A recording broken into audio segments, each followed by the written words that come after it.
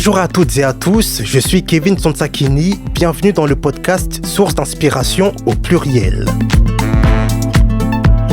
L'idée de ce podcast est de parler avec des professionnels, que ce soit des entrepreneurs, des artistes ou encore des journalistes qui durant 1 heure parlent de leur parcours. Ils m'expliquent ce qui les a poussés à faire leur métier, leurs réussites, leurs échecs et en quoi ils sont une source d'inspiration pour beaucoup de gens.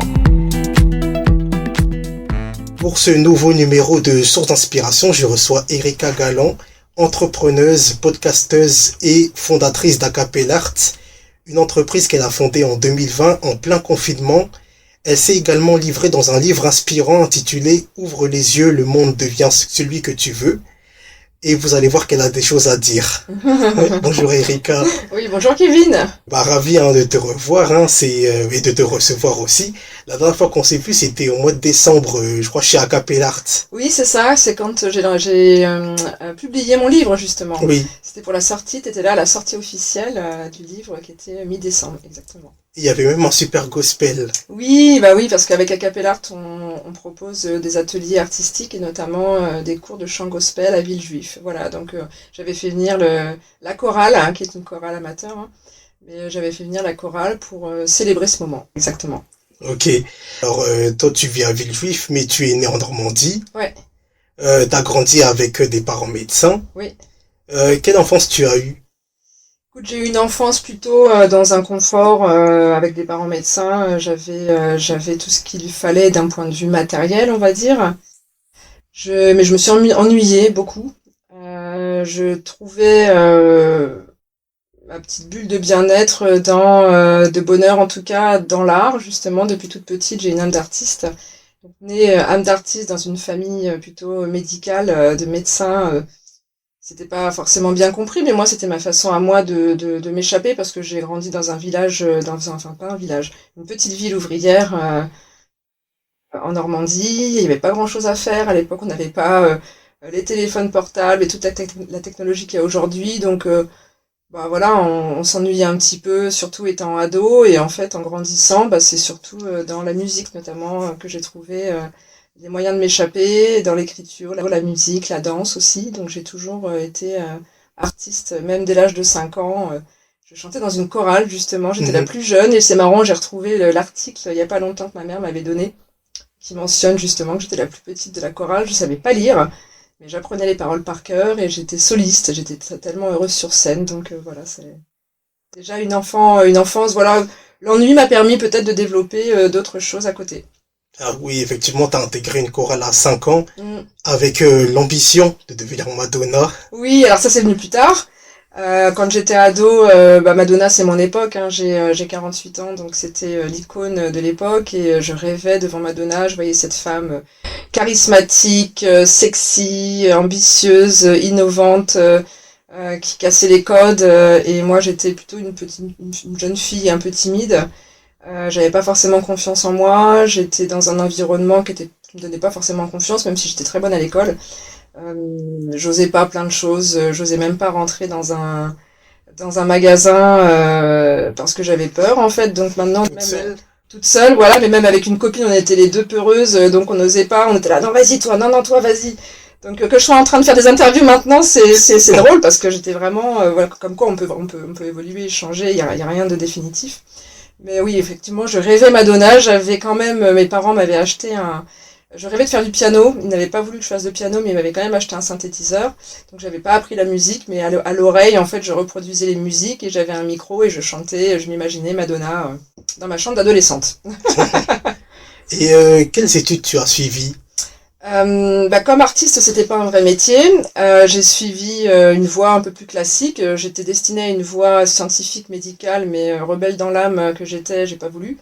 Donc, je me suis dit, comme j'aimais bien les langues et que j'avais envie de voyager et surtout m'extirper de mon quotidien, j'ai choisi une école de commerce, puisque mes parents m'ont dit, à défaut de faire une voie scientifique, fais quelque chose qui te permettra d'avoir un travail plus tard. Et le commerce, voilà, c'est une deuxième voie royale. Donc par contre, j'ai pas voulu faire une prépa HEC, qui était au départ l'ambition, mais j'ai voulu faire une école à l'étranger. Donc je suis partie en Angleterre 2 ans et 2 ans à Bordeaux, et donc j'ai fait une école de commerce. Voilà. D'accord. Alors tu as obtenu à 23 ans ton premier CDI. Ouais. au sein d'une grande entreprise qui s'appelle Sodexo, je peux Ouais, la citer. oui, bien sûr.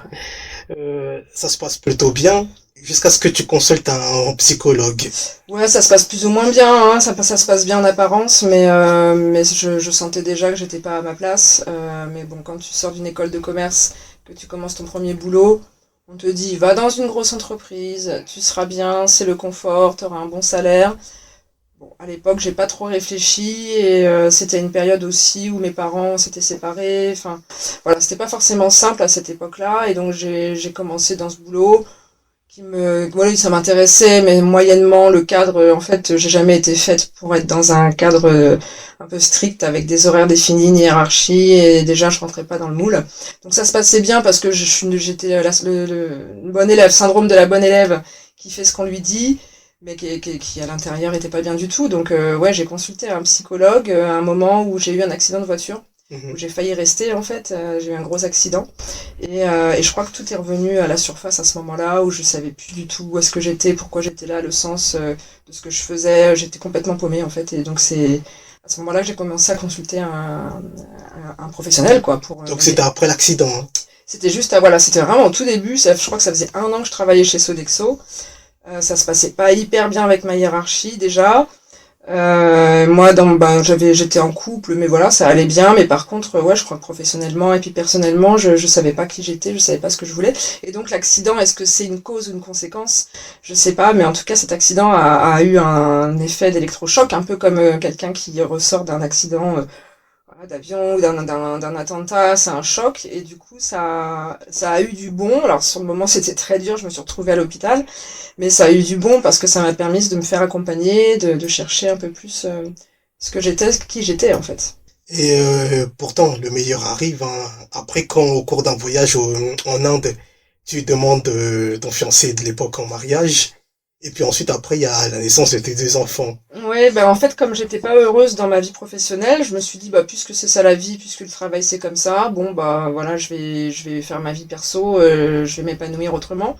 Et donc, j'ai choisi donc c'est moi qui ai fait la demande en mariage, donc c'était inversé, mais effectivement, le voyage en Inde m'a permis de prendre conscience de certaines choses parce que j'avais aussi pas mal de traumas à travailler, notamment avec le divorce de mes parents qui s'était mal passé. Donc j'étais un peu en mode la vie c'est de la merde, carpe diem, de toute façon je veux pas d'enfants, je vois pas d'avenir. J'ai réalisé grâce à ce voyage en Inde et je suis allée chercher une certaine spiritualité, donc je suis allée me chercher aussi avec la spiritualité notamment bouddhiste un sens que j'ai trouvé à titre personnel et je me suis dit bah non en fait ma vie c'est pas celle de mes parents, c'est pas parce que eux ont échoué que moi je vais échouer. J'ai le désir d'avoir des enfants, j'ai le désir de construire ma vie personnelle et donc bah, allons-y quoi. Donc je me suis un peu embarquée là-dedans. Alors j'en suis très heureuse mais parce qu'aussi je voyais pas d'autre sens à côté d'un point de vue professionnel. Donc je me suis dit ben au moins la maternité va peut-être enfin le mariage et la maternité va peut-être m'apporter quelque chose, un équilibre. Et je suis très heureuse parce que d'avoir fait ces choix, puisque j'ai eu 2 enfants, Héloïse qui est née en 2008 et Alexis en 2012. Donc j'ai fait ma vie, toute ma petite trentaine, j'ai fait ma vie de maman en fait. Et j'ai continué chez Sodexo parce que je voyais pas d'autre chose. D'ailleurs, je sais pas si ta fille, par hasard, a passé le bac de français. Oui, elle a eu les résultats tout à l'heure. Ah, bon, elle, félicitations à elle. 14 à l'oral et 12 à l'écrit, elle a fait mieux que sa mère. Eh ben, des points en plus pour l'année prochaine. Voilà. Alors, à l'âge de 30 ans, bah, tu retournes à ta véritable passion, la musique, Ouais. quand tu démarres l'apprentissage du solfège et le piano, dont tes parents ne voulaient pas que t'en fasses. Exactement, en fait, j'étais enceinte de ma fille à 31 ans donc, et je me suis dit, tu vas être maman, donc le travail thérapeutique m'avait déjà aidé hein, beaucoup, et je me suis dit, mais moi mon rêve c'est de jouer du piano, je vais être maman, je dois montrer à ma fille que c'est pas parce qu'on est grand, c'est pas parce qu'on a 30 ans, 40 ans, 50 ans, 60 ans qu'on peut pas réaliser ses rêves. Et je pense que d'avoir frôlé la mort quelque part dans l'accident de voiture m'a donné cette étincelle de vie. J'en parle dans un podcast justement, parce que moi aussi j'ai un podcast qui Mhm. s'appelle Moi je voulais juste être Madonna. Il y a un épisode qui s'appelle De la mort à la vie, est-ce que la mort finalement nous ramène à la vie? Et c'est vrai que souvent les personnes qui ont eu comme ça des, euh, des accidents ou qui ont eu des maladies, ça redonne une étincelle de vie. Mhm. Et donc je crois que j'ai perdu le fil de ma pensée, mais tu vas me le redire. Non, je disais qu'en fait, oui, c'est à ce moment-là, c'est une sorte de révélation, quoi. Voilà, c'est ça. Ah oui, pour le piano, voilà, C'est ça. pardon. Et donc je suis revenue à mes rêves d'enfant et d'adolescente où je me suis dit, ben, il faut que je réalise mes rêves pour montrer l'exemple à ma fille. Et donc je me suis mise au piano à l'âge de 30 ans. J'avais jamais appris la musique, j'avais jamais appris le solfège. Et donc j'ai fait ça pendant 8 ans au conservatoire. Voilà. Et comment tu as fait en ayant des enfants en bas Je âge? sais même pas comment j'ai fait. J'ai continué. En plus, j'ai eu les deux enfants, donc mais j'étais tellement motivée que je travaillais le soir, parce que je travaillais aussi, hein, à temps Ah oui, plein. bah oui. Donc je travaillais le soir, le week-end, dès que j'avais un peu de temps, je me suis acheté un piano, j'ai bossé à fond, je m'entraînais, j'ai des enregistrements, c'était drôle, où j'ai mon fils qui était tout petit qui criait maman, maman, on l'entend derrière, et moi je continuais, je continuais, je continuais. Comme quoi, quand on veut, on peut. Et en parallèle de ça, j'ai aussi repris l'écriture, j'ai fait des ateliers d'écriture, j'ai écrit des poèmes, je faisais des cours je crois que j'avais pris des cours de danse à cette époque-là aussi. En fait, l'art m'a toujours aidé à me sortir aussi de mon quotidien, mais depuis toute petite, hein. C'est ce qui m'aidait, parce que la vie de maman, c'est pas facile quand on est dans une entreprise, plus maman, enfin, on n'est plus que ça, quoi. Et donc, j'avais besoin d'aller à l'extérieur. Donc, 1 heure, 2 heures par semaine, j'avais 1 heure de solfège, 1 heure de piano. Et je crois que j'avais 1 heure de danse, donc j'essayais quand même, heureusement, mon mari me gardait les enfants pendant ce temps-là, mais ça me permettait quand même de continuer à me nourrir. J'ai besoin de nourriture intellectuelle, de nourriture de passion, quoi. Je pense que quand on est passionné, on a besoin, de toute façon, c'est vital. Et du coup, ça a duré de 2008. T'as commencé en 2008, J'ai peut-être. commencé en 2008, ouais, de 2008 pendant 8 ans, donc 2016. Et est-ce qu'à ce moment-là, t'avais déjà eu l'idée de me faire ce qui allait devenir a cappella art? Pas Alors, encore? non, pas vraiment, mais en fait, oui et non, parce que je me suis aperçue, j'ai retrouvé des notes il y a pas longtemps. J'avais fait un bilan de compétences en 2008 justement, donc je pense que 2008 c'était l'année charnière où je devenais maman, où je commençais à me poser des questions. Et en 2008, j'avais fait un bilan de compétences. J'avais déjà demandé à mon entreprise, j'essayais de trouver des échappatoires, donc j'avais déjà demandé un bilan de compétences et j'ai retrouvé dans mes notes que tous les postes, toutes les fonctions auxquelles j'aspirais étaient déjà orientées sur l'art. Et je me souviens très bien que malheureusement, j'ai fait un bilan de compétences avec quelqu'un qui n'était pas du tout dans cette vibe-là. Je pense que c'était quelqu'un qui, l'époque d'avant, c'était pas un vrai métier, encore une fois, artiste. Donc lui, il m'a pas encouragé du tout. Il m'a dit, je ne vous vois pas du tout dans ce domaine-là, je ne vous vois pas du tout entrepreneur. Restez là où vous êtes, c'est mieux pour vous, vous êtes maman, vous allez vous casser la gueule, quoi. Et ça m'a complètement anéanti, parce que L'avenir lui a donné tort. l'avenir lui a donné tort, j'aimerais bien le retrouver d'ailleurs, et j'aimerais bien lui envoyer un petit peu le lien d'Acapellart, parce que ce serait une belle revanche, mais bon, c'est pas grave, je pense que lui il était pas apte en fait à m'accompagner à ce moment-là, et ça m'a fait perdre du temps, on va dire. Déjà que j'avais pas forcément confiance en moi, j'avais pas des parents qui m'ont encouragé dans cette voie-là. Mon mari non plus n'était pas du tout dans ce. Enfin, il était artiste dans l'âme, mais pour lui c'est pas un vrai métier non plus, c'est-à-dire que ça reste une passion, on peut pas en vivre. Et donc d'avoir en plus quelqu'un, un professionnel qui est là, qui est censé être là pour te donner des clés pour ton avenir et qui te casse dans ton élan, bah forcément j'ai reperdu 10 ans, quoi. Mhm. J'ai reperdu 10 ans, même plus que ça, parce que ouais, à Capella en 2020, donc j'ai reperdu 12 ans même. Mais bon, c'est pas grave, j'ai appris en fait. Je me dis qu'il n'y a jamais rien, il y a jamais rien de perdu, et je pense que tout ce que je fais aujourd'hui, c'est parce qu'aussi j'ai travaillé dans une grosse entreprise, que j'ai vu comment ça se passait, que j'ai eu des expériences. Peut-être qu'il y a 10 ans, ça aurait pas marché. Mhm. Donc il y a peut-être pas de hasard, mais j'ai ce sentiment quand même d'avoir perdu un peu de temps et surtout d'avoir eu des années, parce qu'après j'ai refait enfin j'avais déjà eu un problème, enfin quand je suis allée à l'hôpital, c'était après mon accident, j'ai refait des burn-out. Donc derrière en fait ça allait toujours pas, quoi, ça allait toujours pas, et j'avais beau me raccrocher à ma famille, au bout d'un moment quand soi-même on va pas bien, on peut pas être bien en fait. Donc voilà, bon, c'est pas grave, c'est comme ça. Et justement, en 2020, il y a eu la naissance d'Acapella Art. Alors, pourquoi Acapella Art et du coup, d'où est venue l'idée à cette époque? Alors, ouais, bah, on disait que, donc je crois que donc j'ai arrêté le piano en 2016 et donc entre-temps j'ai eu un autre événement personnel qui m'a assez chamboulé, c'était donc j'ai divorcé. Mhm. J'ai senti qu'en fait ça allait pas professionnellement, mais ça allait pas non plus dans mon couple. Et donc j'ai choisi d'arrêter, de divorcer, ce qui était pas facile parce que mes enfants étaient petits. Et après ça, Finalement, encore une fois, rien n'est hasard. Juste derrière, j'ai rencontré un artiste avec qui je suis restée quelques mois en relation, quoi. Et c'est grâce à lui, quelque part, j'ai vu qu'il bossait. Lui, en tant qu'artiste, il se faisait embaucher par des agences, se démissionner sur des contrats. Et je me suis dit, mais c'est pas con, ça. En fait, moi, j'ai le désir de faire travailler les artistes, de travailler dans le monde artistique, mais je ne me vois pas capable d'être chanteuse ou de me lancer dans une carrière de chanteuse ou d'écrivain. Enfin, je croyais, du moins. Je me suis dit, en fait, je vais utiliser mes compétences en marketing, en communication, en commerce, en gestion de projet, au service de l'art, parce qu'on sait que les artistes sont pas toujours les meilleurs pour se vendre, pour trouver des prestats.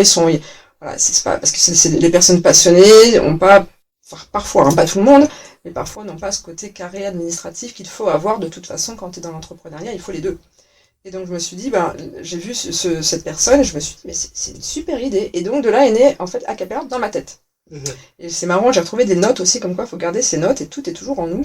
En 2017, j'avais écrit, mon entreprise s'appellera Acapella Art. Elle fera ça, l'émission ce sera ça, l'art sans frontières, l'art pour tous. Et j'avais déjà tout écrit en 2017. Et comme je venais de me séparer et que j'étais vraiment solo, je me suis sûrement moi-même freinée en me disant non mais enfin c'est bon, c'est un beau rêve, mais pour l'instant déjà gère ton truc, là, gère ta situation et on verra après. Et puis le confinement est arrivé, donc 3 ans plus tard, j'avais déjà tout écrit finalement, j'avais déjà le nom, j'avais même déposé le nom en me disant je sais pas quand ça arrivera, peut-être ça se créera jamais, mais si jamais on me prend le nom, enfin le nom n'existe plus, n'est plus disponible, je serais tellement déçue, donc je le dépose. Et j'avais fait un dépôt à l'INPI du nom sans savoir ce que ça donnerait, quoi. Et à la base, je voulais ouvrir un lieu. Je voulais ouvrir Acapella Art sous forme d'un lieu, une sorte de tiers-lieu. Et le Covid est arrivé. Et donc là, je me suis dit, patatras, mon projet de lieu, c'est mort, on est tous enfermés, ça se fera jamais. Comment je peux faire? Et donc je me suis dit pendant un week-end, je me souviens très bien, c'était un week-end début avril, parce que je faisais beaucoup de réunions en visio avec mon entreprise, donc avec Sodexo, et j'ai émis pendant une réunion d'équipe cette idée, j'ai dit ah là là, mais en fait là on est tous enfermés, on fait des réunions visio, les enfants c'est difficile à gérer pendant ce moment-là, ce serait génial que les enfants soient en réunion comme nous. Et j'ai cogité sur cette petite phrase anodine sortie comme ça en rigolant, c'est souvent d'ailleurs, pour ceux qui écoutent, ce que vous dites en rigolant, souvent c'est pas que des blagues, ça peut aussi cacher derrière une bonne idée, une très bonne idée même. Et donc cette petite phrase anodine, je l'ai cogitée tout le week-end et je me suis dit, mais en fait, c'est une putain d'idée. Qu'est-ce qui peut faire que les enfants soient en réunion comme nous? Alors, l'école, il y avait des visios, mais c'est pas intéressant, c'était un peu barbant, les pauvres, ils étaient entre la famille et les visios d'école, à 7-8 ans. Enfin, c'était inédit, hein, vraiment. Ouais, c'était inédit. Et moi, je me suis dit, mais en fait, pour les enfants, il y a rien qui existe. À l'époque, ça n'existait pas. Maintenant, ça existe. Mais à l'époque, en début 2020, ça n'existait pas. Et je me suis dit, mais je vais créer des cours en visio. Donc, j'ai recruté le même week-end, mais j'ai taffé comme jamais. En même week-end, j'ai eu l'idée, j'ai créé le truc, j'ai créé la page Facebook, j'ai recruté les animateurs, j'ai lancé des messages partout en disant, j'ai une super idée. Est-ce que qui peut faire des cours de dessin, de magie, de chant, de théâtre, de danse, de yoga, enfin de tout, quoi. Qu'est-ce que vous savez faire? On y va, on lance. Donc, j'ai fait un programme. Au début, c'était gratuit, c'était pour moi. Au début, je voulais surtout aider les gens. J'avais pas forcément conscience que ça deviendrait Acapella, enfin que ce serait mon entreprise. Mais je m'étais dit, j'ai cette idée, j'ai le nom Acapella, je vais le lancer sous Acapella et puis on verra, quoi. Et donc au début, c'était gratuit. J'ai fait tout un programme. Les gens ont adoré, donc ça a vachement bien marché. Puis après, je me suis dit, oui, mais en fait, les gens ne travaillent plus. Mon but, c'est quand même de contribuer aussi à ce que les artistes vivent.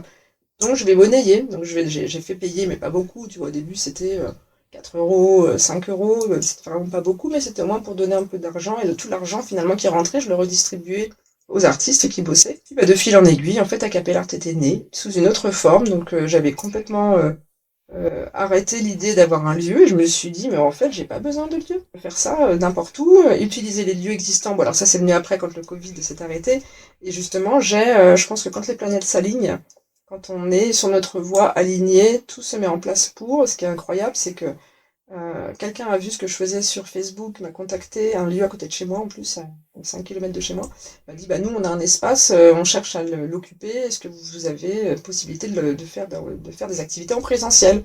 Ah oui, banco, on y va. Donc j'ai recruté des gens, j'ai fait un programme, on a lancé en présentiel. J'avais laissé des flyers un peu partout. Bon, mon métier de base, c'est le marketing, la com, donc voilà, je suis pas trop mauvaise là-dedans.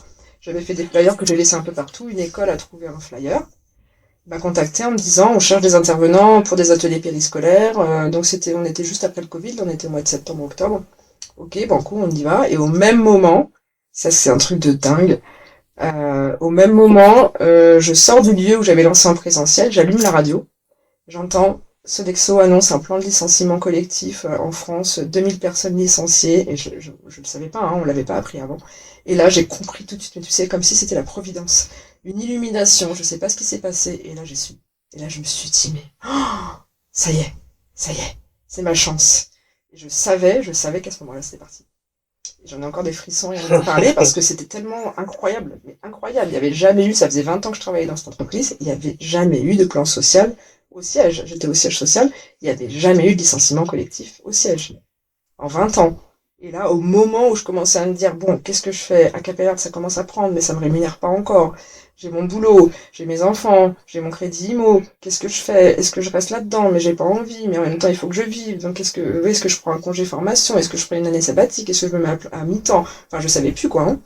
Et ben, j'ai pas eu à choisir, en fait. Et il y a eu cette providence, on va dire, j'appelle ça comme ça, et je savais que c'était ma chance, et donc après, ça s'est enchaîné, je me suis mise dans le plan de départ, et j'ai pu partir, voilà. J'imagine que quand tu as eu tes cours de solfège et de piano, c'était pas en visio. Non, c'était pas en visio, non, c'était au conservatoire. Ah oui, j'imagine que si ça avait été, si ça existait déjà, t'aurais suivi en visio au vu du fait que t'avais des enfants en bas âge. À moins que tu préférais être. Ah non, non, non, ça me faisait du bien de sortir. Bah Ah oui, oui. quand t'es maman avec des enfants en bas âge et que tu bosses toute la journée, ça fait du bien de sortir. Non, non, j'aurais peut-être pris quand même en présentiel, mais alors la visio. Après, par contre, j'ai suivi des cours de chant, moi, en visio. Donc moi, les cours de chant que j'organisais en visio, je les ai suivis aussi. Parce que ça me permettait d'avoir des cours, on n'est pas toujours dispo, voilà, donc ça me permettait d'avoir aussi des cours, moi, de chant. Donc avec Acapellart, j'ai pris des cours, mais je continue à suivre des cours d'Acapellart moi-même, en fait. D'accord. Et du coup, à Capellart, alors il y a quoi concrètement dans cette, qu'est-ce que Alors, vous faites? alors c'est parti sur la visio, ça s'est lancé en présentiel, donc à la fois moi j'organise des stages, des cours dans 2 lieux en région parisienne, donc à Villejuif et à Neuilly-sur-Seine, donc c'est des salles que je loue. Et donc moi mon but c'est d'ouvrir le champ des possibles. Il y a des personnes qui comme moi sont savent déjà que c'est la musique leur truc, mais il y a des personnes, ou des enfants notamment, qui ne savent pas encore s'ils sont bons, ou si c'est le théâtre qui leur plaît, si c'est la musique, si c'est le chant, si c'est le dessin, si c'est le cirque, si c'est le yoga, enfin en fait, et le but d'Acapellart, c'est d'ouvrir le champ des possibles. Donc je propose plein d'activités différentes dans les 2 lieux que je loue à Villejuif et à Neuilly-sur-Seine. Donc là par exemple cette semaine on a un stage d'aquarelle pour les adultes, un stage de dessin pour les enfants. On a un stage de dessin en visio. On continue en visio pour les gens qui ne sont pas là. On fait un stage de cirque à Neuilly et un stage de danse hip-hop à Neuilly aussi. Donc ça, c'est dans les lieux que je loue. Et après, en fait, je travaille avec des écoles, beaucoup, des écoles primaires plutôt, et quelques collèges aussi, où en fait, les artistes, je les recrute toujours, je les missionne sur les contrats que j'arrive à avoir avec les écoles. Et donc, les artistes vont dans l'école, en périscolaire, soit le midi, soit après les cours, donner un cours de danse, de dessin, de chant, de cirque, de yoga, de musique, même du sport. De théâtre aussi. De théâtre, tous les arts en fait, en fonction des appétences. Voilà, il y a même des ateliers radio, il y a des ateliers cinéma, magie, enfin vraiment tout ce qui est autour de l'art et de la culture. Et donc là, c'est dans l'école, donc ça veut dire que les parents, moi qui suis maman, ça m'a servi aussi pour savoir ce dont les parents ont besoin. T'as pas besoin d'aller chercher ton enfant à l'école, de courir pour l'emmener au conservatoire ou je ne sais où et d'aller le chercher, etc. Là, c'est dans l'école. Après l'école, il a son goûter.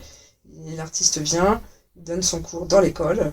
Et après, les parents récupèrent et il a eu son cours de danse ou de chant ou de musique. Et donc ça plaît beaucoup parce que c'est un moyen où pour les parents, ça leur coûte un petit peu moins cher que si c'est à l'extérieur parce qu'il n'y a pas les frais de location de salle, par exemple. Et puis en plus, en termes de praticité, c'est génial. C'est parce que l'enfant a son cours. Donc on travaille beaucoup avec les écoles, on développe pas mal cet aspect-là. Et après, on travaille en prestation. Pour des entreprises, là on a fait un team building de peinture. Là j'ai une demande pour une autre entreprise pour organiser des ateliers pour les salariés. Là j'ai une demande pour un mariage, pour du chant gospel. Donc après c'est de la prestation plus ponctuelle. Mais finalement tout est possible, on peut faire du ponctuel, du stage de toute l'année, sur une semaine, sur une demi-journée. Enfin moi je veux vraiment en fait que ce qu'on propose corresponde aux besoins. Et ma valeur ajoutée, ou disons ma compétence, je pense, c'est de matcher. Je suis un peu le Tinder de l'art. Et là, c'est l'été, c'est quoi les activités en ce moment En ce moment, donc, comme je disais, il y a de l'aquarelle pour Ouais, les adultes, il y a du chant gospel, on fait un stage de chant gospel, on fait un stage de modelage, sculpture modelage aussi, on fait du cirque, on fait de la danse hip-hop. Là, on travaille avec un centre de loisirs à Athis-Mons, on fait de la musique, de l'éveil musical. Qu'est-ce qu'on fait d'autre cette semaine? La semaine dernière, on a fait des stages avec une école, on a fait de l'art plastique, du yoga, de la radio, un stage radio, stage cinéma. Voilà, en fait, c'est un peu tout. Alors, c'est plutôt des activités peut-être moins sportives, parce que quand il fait chaud, c'est mieux et encore, on le fait. Et là, la semaine prochaine, avec la ville de Villejuif, on a une prestation pour un événement qu'ils organisent qui s'appelle Villejuif Respire, où on va proposer des animations en réalité virtuelle. d'accord. Voilà, donc on fait plein de choses et comme je disais, ma compétence c'est de réussir à savoir qui va aller où. C'est-à-dire qu'il y a un besoin d'une entreprise, d'une école, d'une collectivité, j'arrive bien à identifier, tiens, telle personne va très bien aller sur ce projet, telle personne, je la sens bien pour cette école-là, pour ce client-là. C'est la valeur ajoutée qu'on apporte parce que ça évite aux entreprises, aux écoles d'avoir à chercher 15 intervenants. Nous, on arrive, on leur dit, bah écoutez, nous, on a un réseau de 50, 100, 200 artistes, 200 professeurs et artistes, même des cours d'anglais, même des cours de langue, parce que pour moi, les langues font partie de la culture. On Mm. a aussi des cours d'anglais, des cours, voilà. Et donc, en fait, en fonction des besoins, moi, je trouve la personne qui correspond. Eh bien, Capellart porte bien son nom. Ouais, bah oui, et puis à Capellart, le nom vient aussi du fait de, moi j'aime bien, c'est ma passion pour le chant, bien sûr, et le fait de dire que chanter a cappella, c'est chanter avec toute son âme, toute son authenticité, avec qui on est à l'intérieur, et quoi de plus beau que de se révéler dans une activité artistique quelle qu'elle soit. En fait, quand on crée, on révèle son essence, on révèle qui on est, et c'est le sens de mon livre aussi, qui est Mm. autour de la création et de la créativité, mais au-delà. Je sais pas si tu avais une question là-dessus plus tard ou si j'en parle maintenant. Ça va venir. D'accord, ok, alors je te laisse poster, je te laisse me dire, continuer ton interview du coup, j'enchaîne pas. Ah oui, en fait, je disais dans l'intro, oui, effectivement, hein, tu fais du podcast aussi. Ton podcast, il s'appelle Moi, je voulais juste être Madonna. Alors, tu as reçu pas mal de personnes. Quels sont les témoignages qui t'ont le plus touché ou ému? Euh, Ce qui m'a touchée particulièrement, moi j'aime beaucoup, parce que peut-être je suis passée par là, c'est les changements de vie. Mhm. C'est les personnes qui ont eu un accident de parcours ou qui ont réalisé en cours de route que leur voix c'était pas ça. Et j'aime beaucoup, ça me touche beaucoup et je crois que c'est l'une des premières interviews qu'on avait faites avec quelqu'un avec qui je travaille depuis le début d'Acapella. Donc lui s'est lancé quasiment en même temps que moi, en 2020. C'est un magicien qui s'appelle Rémi Marvelly. D'accord. Et lui, son histoire, elle est assez intéressante. Et d'ailleurs, il a fait un spectacle autour de ça qui s'appelle Nouvelle Vie. En fait, il était un peu comme moi, commercial dans une boîte. Ça lui plaisait plus pas tellement, en fait. Et un jour, il a eu un cancer. Donc, il a eu un cancer à l'âge de 30 ans, il me semble. Ah oui, c'est très jeune. Ouais, c'est très jeune. Et finalement, en fait, ce cancer lui a fait réaliser que sa vie, c'était pas ça. Et il s'est mis, en fait, il a découvert, je crois, il faudra réécouter l'émission. Il a découvert le vin, sa passion pour le vin. Et de là, en fait, il a découvert la magie aussi aux États-Unis. Il s'est formé à la magie. Et maintenant, en fait, il vit de ça. Et c'est drôle parce qu'on se suit l'un l'autre. On s'est lancé quasiment en même temps. On a collaboré plusieurs fois. Et maintenant, en fait, il vit de son art, donc il est magicien, il a des spectacles publics, vous pourrez aller voir Rémi Marvelly.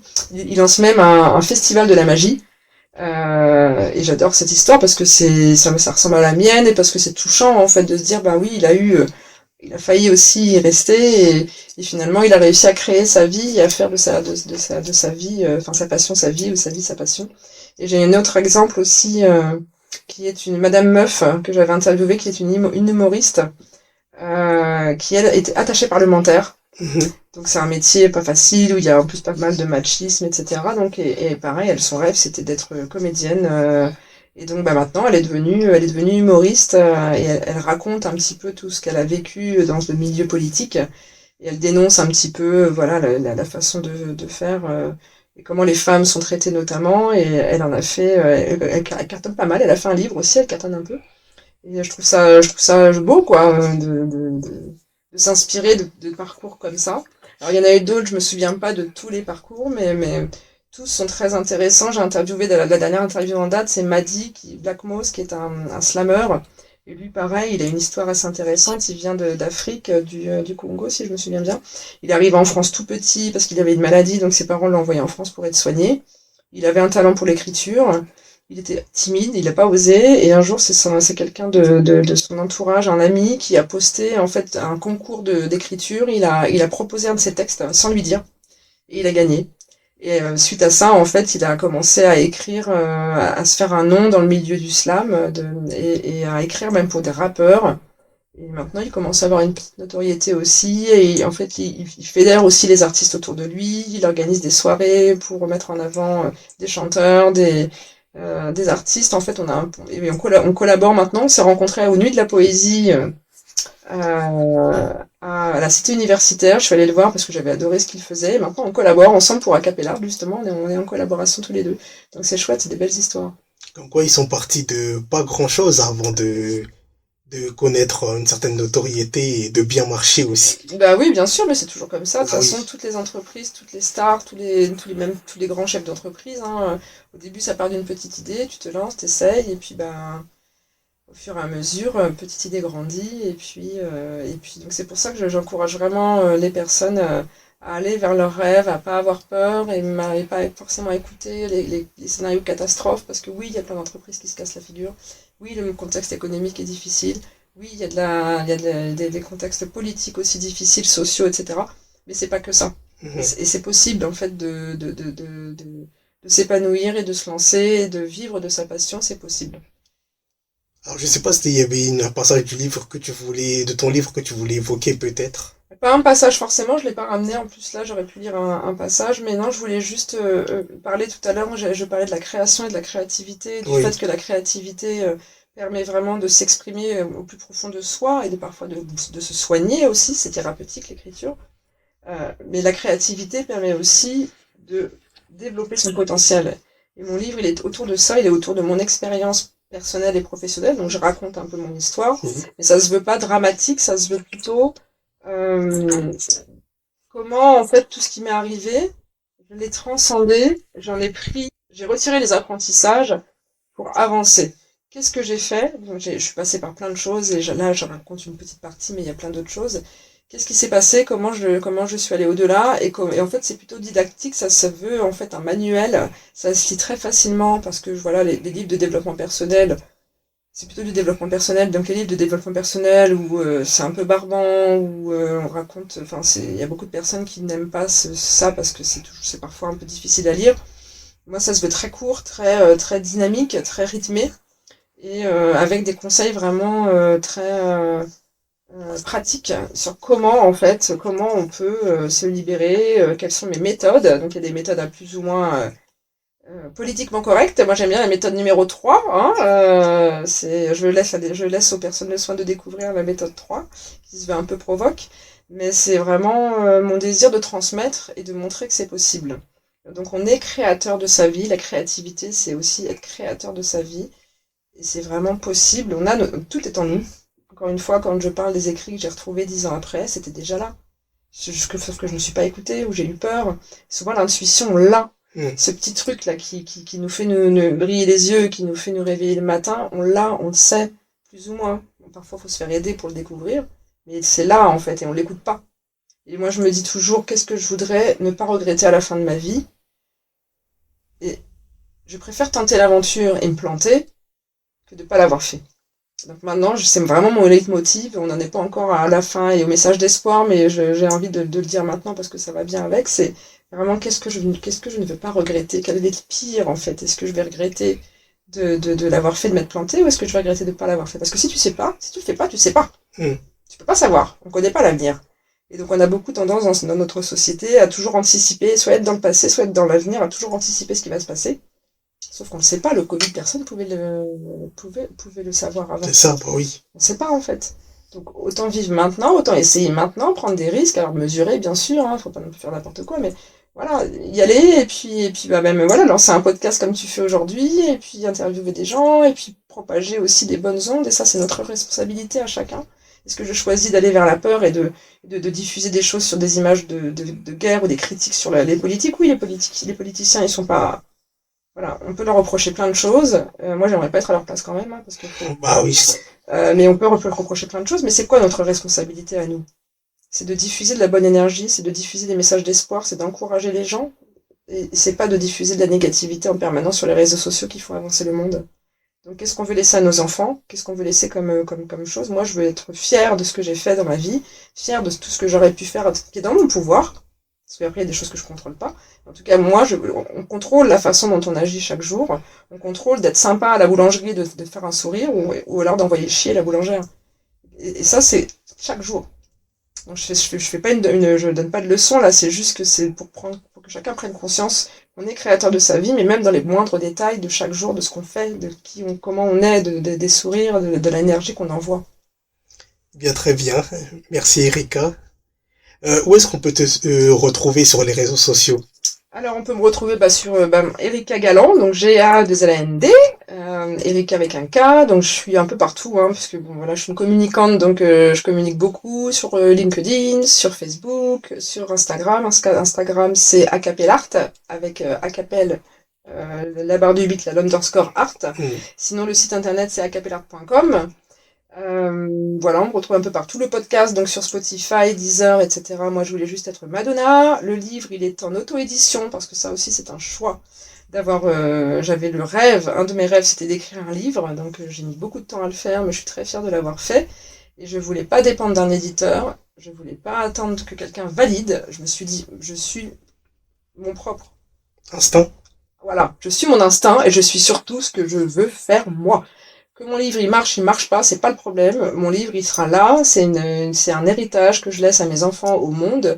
Je voulais vraiment le faire, donc il est en auto-édition, mais on peut le trouver sur la Fnac, sur Cultura, enfin tous les sites en ligne. Donc voilà, je serais ravie d'avoir le retour de toute personne qui aura envie de le lire. J'espère que ça aura donné envie. Voilà, on peut me retrouver sinon à Villejuif pour prendre un café. Bah oui. Merci et encore longue vie à Acapellart.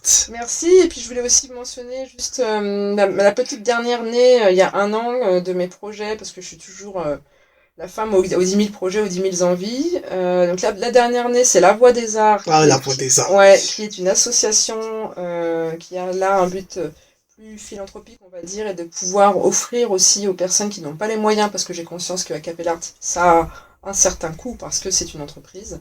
Et donc le désir de pouvoir offrir à des personnes qui sont éloignées de la culture de participer. Donc par exemple, ce qu'on fait la semaine prochaine avec Villejuif, c'est donc les 16 et 18 juillet, je sais pas quand ce sera diffusé l'interview, mais en tout cas c'est mi-juillet à Villejuif, donc c'est avec l'association, donc c'est gratuit pour les gens. Et là j'ai une petite nouvelle aussi qui va naître bientôt. Donc je l'annonce, mais c'est pas encore complètement officiel. Je l'annonce ici en exclusivité sur ton podcast. Je suis en train de lancer un organisme de formation, donc je vais lancer une formation qui va s'appeler l'Acapellart Academy. Et le but étant d'aider les personnes qui souhaitent se reconvertir dans les domaines de l'art, avec l'expérience que j'ai, avec toutes les personnes qui sont dans mon entourage et qui peuvent apporter leur soutien. Je souhaite vraiment que ce ne soit plus un frein de pouvoir se reconvertir, et parfois on a peur de se lancer, on ne sait pas comment. Là, mon académie, en fait, permettra à des personnes qui ont ce désir de reconversion dans les métiers de l'enseignement artistique, plutôt orienté enseignement artistique, d'avoir un tremplin.